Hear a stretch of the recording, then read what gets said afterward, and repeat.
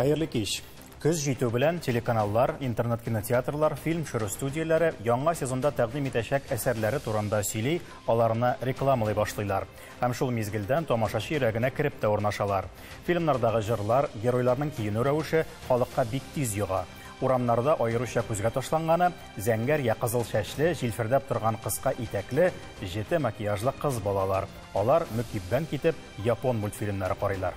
Аниме дип аталучы мультфильмнар, сериаллар көннән-көн популярлаша. Балалар, яшьләр шул стильдәге кием, шундый сурәтләр төшкән портфельләр, дәфтәрләр алырга, төрле юллар белән үзләренең әлеге юнәлешкә катнашлары бар икәнен күрсәтергә омтылалар. Шулай итеп, аниме мультфильм гына түгел, мәдәни феномен буларак та тарала.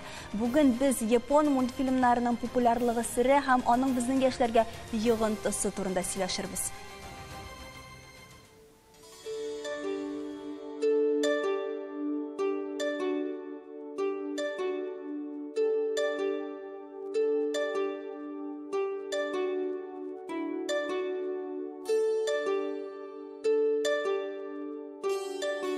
Хәерле кич, хөрмәтле кунаклар, тапшыру дәвамында сез үз фикерегезне төймәләргә басып та җиткерә аласыз.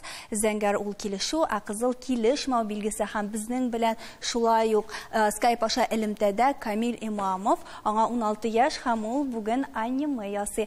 Камил, сиңа сүзне соңрак бирербез.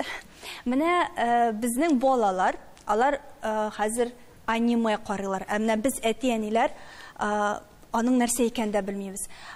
Нияз әфәнде, сез безгә аниме турында сөйли аласызмы? Нәрсә турында ул? Мин бик зур белгеч түгел инде аниме темасында, ләкин былай җавап биререм беренчедән. Әгәр минем балам карый икән мультфильмны, мин бергә утырып, аның белән карый башлыйм, шуны һәм беләм, ул нинди фильм, нинди мультипликация, зыян китерәме, минемчә я уңайга барамы, аны илтәме. Ул мин белгән хәтле ул мультипликацияның бер төре. Ул киңрәктә төшенчә, чөнки манга дигән нәрсә бар, ул әдәбият, менә шушы комикслар, комикс әдәбияты безнең Русиядә, Татарстанда ул киң таралган түгел булса да, Япониядә, менә бу феномен барлыкка килә, хәзер инде Кореяда һәм башка көньяк илләрдә, бездә Россиядә хәзер ул модага әверелә. Ни өчен дип сорыйсыз икән, минем бер җавабым бар. Димәк, безнең балаларны нәрсәдер, ниндидер чынбарлык канәгатьләндерми. Нинди сәбәпләр аркасында, инде ул башка мәсьәлә, ләкин алар менә шушы башка стилендә, бөтенләй үзгә шундый стилендә ясалган комиксларга, мультфильмларга бик илһамланып, бик яратып, аларга менә косплей итә башлыйлар, менә геройларны, үзләренең чәчләренә буйлар, шундый айрым киемнәрне кияләр. Бу инде модага әверелә. Мода белән көрәшергә дөрес түгел минемчә. Ул тора-бара үзе я юкка чыга, инде урта яшендә кешене шундый киемендә, шундый кыяфәтендә күрү сирәктер. Булачак дип уйлыйм аларда, чөнки аниме таралуның, киң таралуның тагын бер сәбәбе, миңа калса, ул аниманы җитештерү бик күп булу. Сезон сайын Япониядә телеканалларда 60-тан алып 80-гә кадәр шушы аниме стилендәге анимацион фильмнар, хәтта күләмле генә сериаллар да чыга. Роза, бу уңайдан белмим, шатланырга микән, киенергә микән, ләкин Шаян ТВ каналында аниме стилендәге әсәрләрне күргән юк әлегә. Алар булды, Альберт. Минем күргәнем бар әйе. Алар булды бит, Роза. Әйе, без бит инде замана белән бергә атлыйбыз бит инде, Шаян ТВ. Шуңа күрә әлбәттә инде без әлеге теманы читтә калдырып уза алмадык. Без эксперимент рәвешендә узган сезонда инде аниме мультигын алдык, ләкин аниме арасында да төрле стильдәге мультиклар була. Мәсәлән, без 0+ дигән аниме алдык һәм аларны башта балалар белән килештердек. Ошыймы аларга, ошамыймы аларга, әлбәттә инде иштәлегенә дә игътибар иттек. Аның исемен хәзер без әйтә алабызмы? Тылсымай дип атала ул мультфильм, Япониядә эшләнелгән мультфильм. Ул шундый аниме стилендә инде бераз сәеррәк инде, әмма дә ләкин балаларга ошады. Нәрсәсен ошаттылар иң беренче чиратта? Аның эштәлеген ошаттылар. Анарсын геройларның үз ниндидер теге сюжет була бит инде эштәлегендә. Шуңа күрә шул ниндидер кызыклы ысуллар белән үрелеп барган эштәлек булды. Балалар теге без фокус группа бар бит инде Шаян ТВда. Балалар карый да плюсик куялар. Менә плюсиклар гына булды әлеге мультфильмга. Менә аны алыр алдыннан шундый сораштыру үткәрдек без балалар арасында, төрле яшьтәге балалар арасында. Әмма менә бу мультфильмны инде эфирга бирә башлагач, без шундый нәрсәгә тап булдык. Кайбер әти-әниләр бәтәш нинди куркыныч картинкалар, нинди куркыныч мультфильм күрсәтәсез, бу нәрсәгә өйрәтә безнең балаларыбызны. Анда тылсымай берәр төрле гыйфритләр белән сугыша идеме? Менә ул көрәш бар идеме анда? Әйе, ләкин анда ул шундый гына, теге тылсымай ул песи баласы һәм ул тылсым гына ясый торган бер шундый җәнлек инде, бер нинди әллә нинди теге кораллар белән, яисә тагын ниндидер начар фикер белән, начар уй, начар каһарманнар белән сугышучы җәнлек түгел иде. Роза, менә без студиябызга психологны да чакырдык. Гөлназ Фәритовна, куркырга сәбәп бармы? Менә сез анимага карашыгыз психологик яктан. Әйтеп киткәнчә, аниманың төрлесеннән төрлесе бар. Мин менә монда килгәндә фәнни тикшерүләрне карадым һәм алар 21-22 еллар өчен, чөнки әле бу популяр шундый безгә кергән мәдәният безгә кереп бара торган жанр дип әйтегәйме. Шундый төре. Аларның арасында рәхимсезлек, ниндидер тарату пропагандасы бар, ниндидер менә амораль, ниндидер кыйммәтләргә нигезләнгән мультфильмнар чынлап та бар. Һәм алар да төрле яшьләргә, төрле яшьтәге кешеләр өчен ясалган дип әйтегәйме. Әмма ләкин аларның арасында да дөрес дип әйтик кирәкле ниндидер яхшы кыйммәтлекләр пропаганда ясаган мультфильмнар да бар. Һәм аның дип әйтик инде тәкъдим ителгән списокка да кергән шундый мультфильмнар бар. Һәм аны инде специалистлар да шул сфера шул өлкәдә ирәнгән кешеләр аңа шундый шул жанрлардан шундый тәкъдим ителгән. Сез аңладык, Гөлназ ханым, менә безнең студиябызда япон культурасына, мәдәниятенә, Корей мәдәниятенә гашык булган кыз да бар, ул Алина. Алина, син нәрсә карыйсың? Мин күбрәк Корея культурасы белән кызыксынам инде, ләкин шулай ук анималар карыйм дип әйтә алам. Манхвалар укый алам. Һәм нәрсәсе белән кызык ул сиңа? Һәм ни өчен яшьләр шулай үлә бетеп карый бүген көндә аниманы? Ул бөтенләй башка дөнья беренче чиратта. Анда үзгә стиль. Ул үзенчәлекле, кызыклы сюжетлары белән беренче чиратта җәлеп итә. Һәм монда тормыштан алынган сюжетлар түгел димәк. Төрлесе бар. Башка сыймаслык сюжетлар. Көндәлек сюжетларда җитәрлек анда. Монда көндәлек сюжетлар. Синең кебекләр күпме ул тагын? Менә шундый түгәрәкләрегез бармы сезнең? Бик күп аниме караучылар, бик күп алар. Әле синең кыяфәтендә аның йогынтысы күренми. Әллә бүген генә шулай килгәнсең? Юк, күренә иде. Элек синең чәчләрең кызыл иде. Бу шулай аниманың йогынтысы иде. Алай дип әйтә алмыйм да. Юк. Шуны әйтмәкче идем тагын. Жанрлар төрлелеге бар. Әлеге аниманы әйтеп үткәндә. Монда һәрбер кеше үзенә нинди жанр кирәк, нәрсә аны кызыксындыра, шуны табып карый ала. Һәм монда юмор һәм музыкага шулай ук зур әһәмият бирелә. Жанрлар төрлелеге турында әйттек, шуннан да төрле яшьтәге кешеләр өчен эшләнгән һәм олылар арасында да караучылар бик күп. Ләкин безнең иң беренче борчуларыбыз ул балаларга карата. Сезнең фикерегез буенча менә күренәме укучыларыгыз арасында безгә шундыйрак рәсемнәр кирәк дип инде, яки менә традицион рәсемнәрдән читкә китүчеләр, аны кабул итмәүчеләр дип әйтик. Чынлапта аниме ул Япониядә беренче чиратта бит инде ул зур индустрия, аны әйтеп киттеләр. Аңа әзерләнәләр, аның төгәл авторлары бар, аниме ясаучылар, мангалар язучылар. Һәм ул зур индустрия. Безгә килеп кергән өлешләре дип әйтик инде, ул яшь үзенчәлекләренә бәйледер.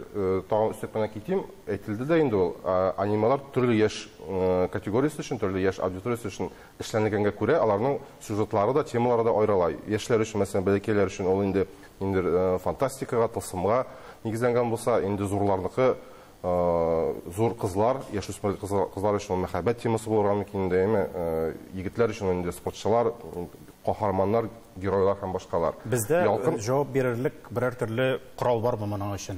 журналлар гына җитмиме, Шаян ТВ гына җитмиме, ни өчен команда ихтыяҗ бар? Кирәк микән саңа җавап бирергә? Миңа калса, бу бит инде дөнья күләм мәдәниятне аңлау, дөнья күләм мәдәниятне танышу, аны ничектер татар мөхитенә яраклаштыру кирәк түгелдер дип саныйм мин. Юк, беләсез, анысы шулай, әмма бар менә чит ил каһарманнары, бар безнең каһарманнар. Менә чит ил каһарманнары яраталар, алар белән ничектер горурланалар дип әйтимез. Безнең каһарманнар кайдыр артта калалар. Чөнки эшләүче Бу кеше эшләүдә генә микән? Менә белгәнемчә, ансы да бардыр. Белгәнемчә, Япониядә ул гомумән һөнәр буларак та бик популяр. Анда яшүсмерләрнең анда 500 унысыннан 500-се 7-се аниме ясаучы булырга теле. Бездә ясаучылары юкмы? Шуңа күрә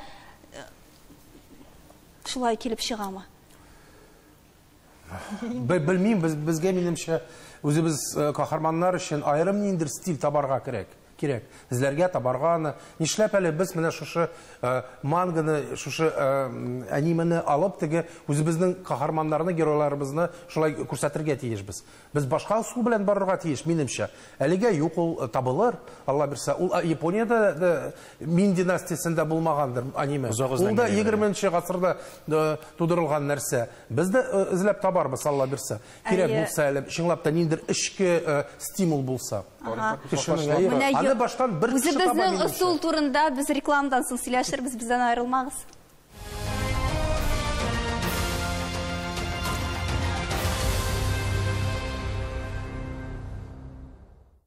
Таяну нуктасы студиясында әңгәмәбезне дәвам итәбез. Бүген үзенчәлекле тема аниме, ягъни япон анимациясе. Без инде җитештерү дигән нуктага килеп җиткән идек. Ни өчен бүген бик популяр дигән вакытта аниманың тарихы да бик бай бит әле. Ул кайсы еллардан башлап? Минем эзләнүләрем дип әйтгәндә, өйрәнү буенча 1800 еллардан мангалар языла башлый. Манга инде ул комикслар, анималарның нигезе. Инде аниме үзе, шундый мультипликацион индустрия буларак, ул 20-нче гасыр башларында инде Япониядә кертелеп кителә, инде Европага ул 1970-нче елларда керә башлый, Россиягә инде шулай 1980-нче, 90-нчы елларда кирип җитә безгә. Бүгенге көндә шулкадәр популярлыгы аның еллар дәвамында килгән бер схема булгандыр инде. Формалашкан. Анда үзара сөйләшкән вакытта Роза бик кызык сүз әйтеп куйды. Безгә дә шундый әйберләр эшләргә кирәк дигәндә, башта гади мультфильмнарны эшләүчеләрне үрчетсәк иде, алар күбрәк булса иде дип әйтте. Безнең белән мультфильм ясаучы яшь тамашачыбыз, фикердәшебез дә бар. Камил, хәерле кичләр. Ләкин ул аниме ясамы, ул анимацион мультфильмнар ясый Лего ярдәмендә. Камил, хәерле көн. Син үзең аниме карыйсыңмы? Хәерле кич. Хәерле кич. Аниманың нәрсә икәнен беләм, ләкин аниманы үзем карамыйм. Дусларың карыймы менә яшүсмерләр?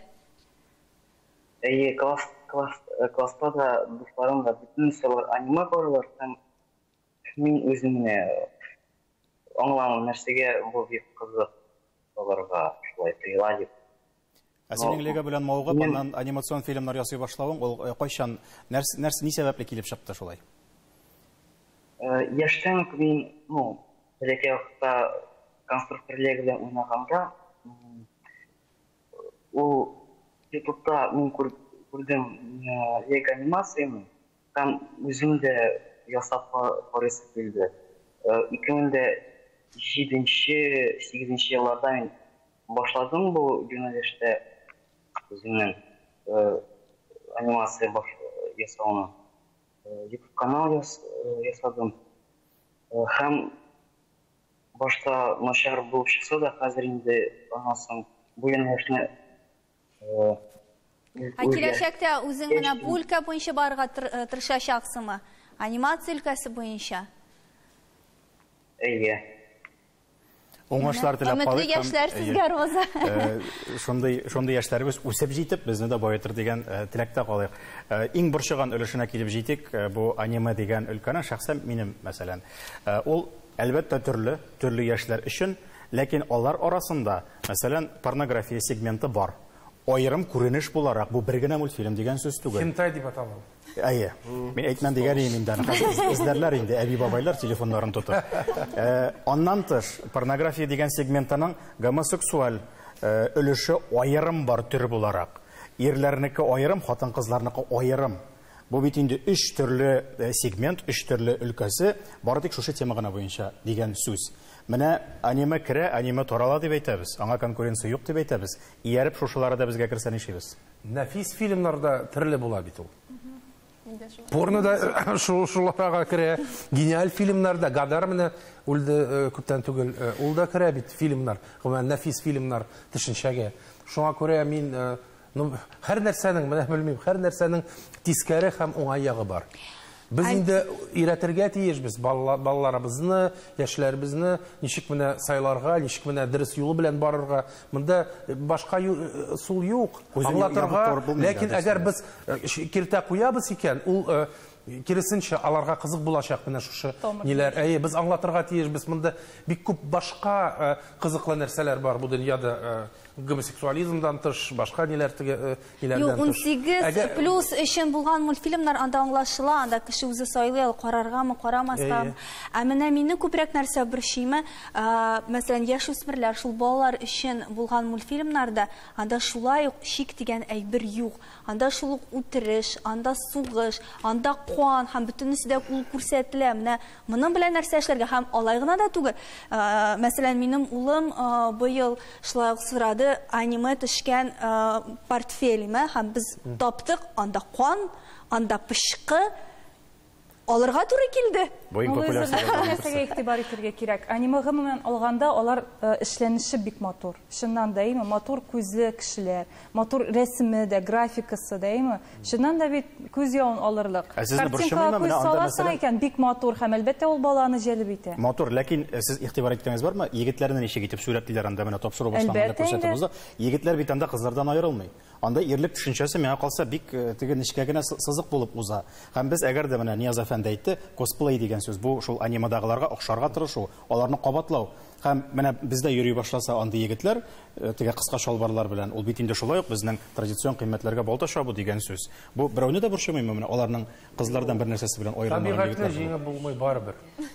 Алай димәгәнсез, әлбәттә инде ул рухи һәм ниндидер андый кыйммәтләрне саклар өчен тырышырга кирәк инде һәр өлкә кешесе дип әйтегән, дәйме? Ул анималарны гына, ләкин монда гаепләү дә дөрес түгелдер дип саныйм.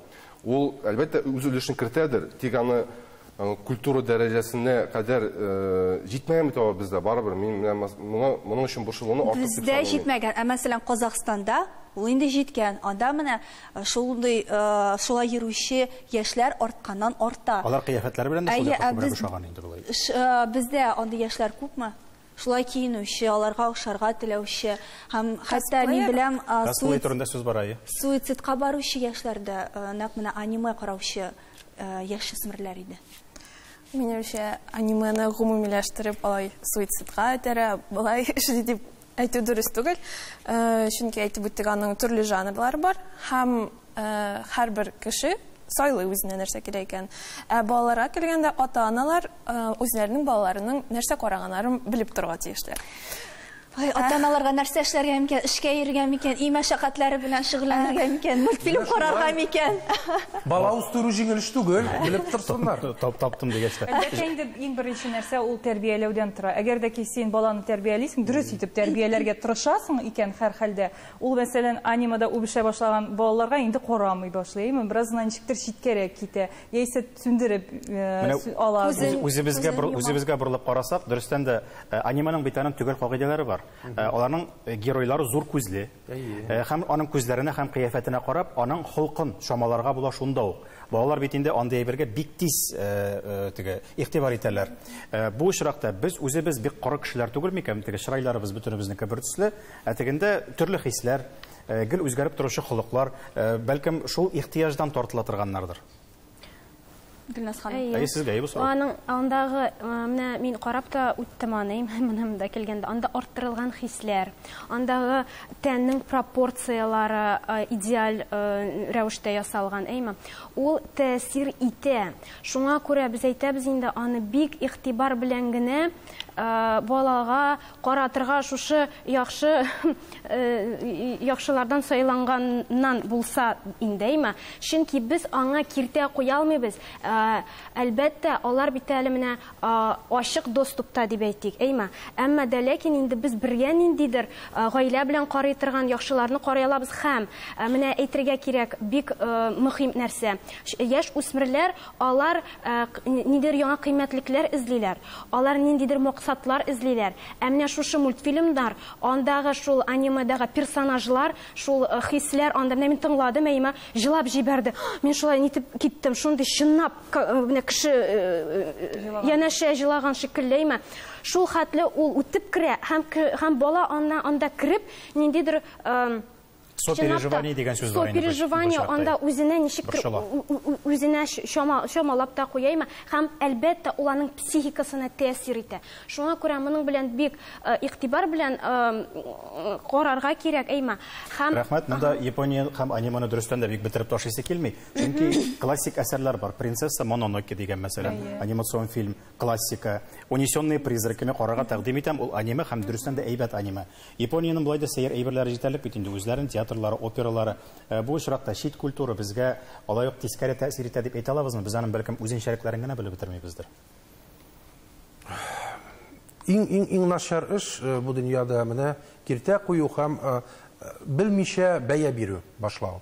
Аны белергә баштан тәгәлерәк белергә кирәк. Чөнки ул шундый зур культурасын аның Япониянең мәсәлән язучыларны гына алсак без, шул ук теге Кавабаталарны, Мисималарны, анда дөньялар һәм дөньялар, шундый галәмнәр. Һәм әлбәттә без былай юк ул начар, ул әйбәт, без әлбәттә белергә тиешбез. Ну, нишлисең, мәктәп программасында кертелмәгән ул. Безнең балалар чынлап та игътибар җитми аларга, безнең тарафыннан да, башкалар тарафыннан, олылар тарафыннан. Әлбәттә алар үзләре кала. Монда әлбәттә ниндидер лидер алып бара икән балаларны суицидларга. Ну, нишлисең, андый кешеләр без беренчедән балаларны без баштан үзебезгә бәя биреп, үзебезне ничектер гаепләргә, тәрбияләргә тиешбез. Инглиз шундай әйтем, инглизләрдә бар. Өйрәтмәгез балаларны, үзегез өйрәнегез, чөнки балалар барыбер сезгә охшаш булырлар. Biz менә социаль челтәрләрдә сораштыру үткәрдек.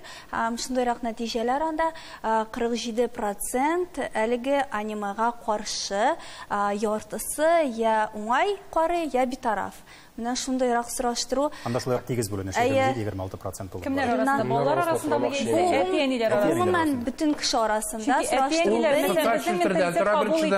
Одноклассникта стартерлар утыра мәсәлән, TikTokта яшьләр, моны тоже бүләргә кирәк. Ул релевантны түгел әле карарга кирәк. Анименең үз фәлсәфәсе бар. Аңларга кирәк. Кемдер аңлый, ә кемдер аңламыйча карап бара шуны. Сезнең журналда менә анимациягә, аниме персонажларга урын бармы? Менә шуңа өстәп әйтмәкче, әлбәттә журнал, безнең якын журнал бит инде үсмерләр өчен, күбрәк яшьләр, үсмерләр өчен, үсмер аудиториясен эшләнелә. Һәм анда инде без күбрәк инде фәлсәфи темаларга басым ясыйбыз.